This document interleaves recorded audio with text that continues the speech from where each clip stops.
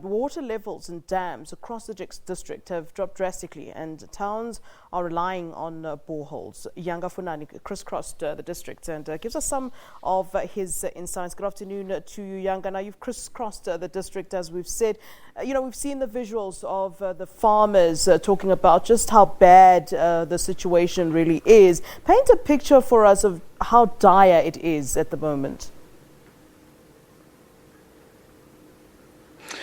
A very good afternoon to you, Flo, and to the millions upon millions of our viewers. Yes, indeed, you are coming to us live from Bisho, a day after we crisscrossed the Chris Hani district. Now, the district is at the center of the Eastern Cape. It is divided into two parts, really, the east and the west. The west part is the arid Karoo, which is really dry in nature and in character. One will remember that it includes towns such as Cradock and Middleburg. Now, these towns have their rivers have dried out and they have no dams, none at all. So when we spoke to people in Cradock, they said that the Chris Hani district has put in place tough water restrictions, which really mean that as the water is open in intervals. If it is shut during the night, it will be opened during the day. If it is open during the day, it will be shut during the night. So they are suffering a lot, particularly the colored communities in that area, as they hardly receive water from water trucks which are distributed by the Chris Hani district municipality. We traveled further down the district and came across a town called Middleburg. Middleburg has no dam and they rely on underwater supplies. So the Chris Hani district municipality, what it did, it drilled a number of boreholes when the district was declared a drought disaster zone.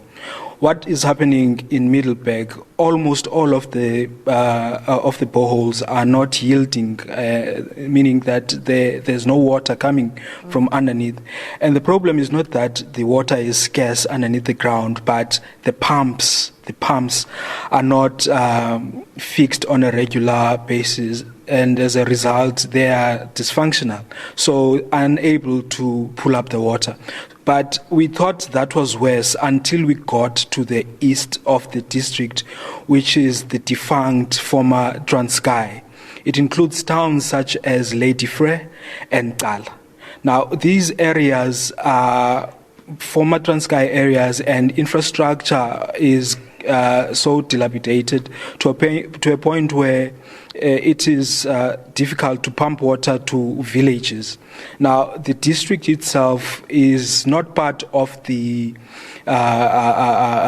rain belt of the province, if we put it that way. For instance, in 2015, when the district was declared a drought disaster zone, 2 years preceding that, there were problems with rain. In fact, there was no enough rainfall. In the 2 years preceding 2015, they only received a mere 50% of the rain. So when it was declared a drought disaster area, it was already having problems with rain. So when we got to the east of the district, which is now the defunct Transkei, we found out that people were suffering. It was a tragedy of great proportions. As people were drawing water from rivers, some had designed makeshift wells for themselves, which are causing them to have stomach problems. So that's the current situation at the Chris Hani district municipality. But however, the municipality, in its own submissions, it is admitting that the infrastructure is bad, is poor, and it is not well maintained. Yeah, Yanga, what are they going to? what are they going to do about that? I mean, you know, a drought is obviously a natural thing, and there's not much that leaders in the province can say. But let's talk about something that could actually be their fault. You talk about the fact that you know, they've been unable to pull water from the boreholes due to the lack of maintenance. So what have they said about what they'll do about that, and further contingency measures that perhaps will be put in place going forward? So we spoke to the mayor of the district yesterday. What he told us was that since the 3-year period of declaring the municipality a drought disaster zone has lapsed, they are in a process of reapplying to be redeclared as a drought disaster zone. And in that process, they will require the province to assist them with funds amounting to 100 million. So this is an addition to the 87 million rand which they got last year out of the provincial drought relief fund. From that, they will buy trucks, at least 8, on addition of the 8 they bought last financial year, so that they may be able to redistribute water in the most affected areas. But on the score of maintaining infrastructure, they say that the 100 million they will request from the province or the Water and Sanitation Department, it will assist in their daily maintenance. So those are some of the plans they are going to put in place to assist the situation flow. All right. What are some of the fears, though, in the region? I mean, ultimately, this then affects whether or not people have food, as the farmers are now clearly affected. Can you repeat that for me, Flo? I didn't hear you well. I'm saying, what are people in the region actually saying with regards to the drought and the water shortages? Because ultimately, it will lead to a case where there isn't food, as it is affecting farming and the farmers.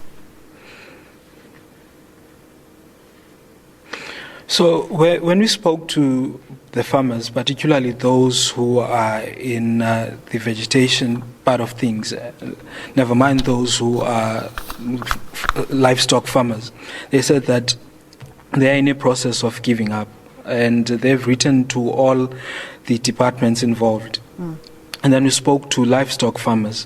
What they said was that they have decreased their livestock by 50%, as the drought situation has forced them to pop funds from their pockets so as to feed the livestock. So they have written to the local municipality, and the local municipality says that it will assist where it can. So that's where they are currently standing, Flo. All right. Well, some devastating news there from the rural parts of the Eastern Cape. Thank you very much for giving us that update, Yanga Funani, who crisscrossed the district, and giving us some of what he knows about what's happening there.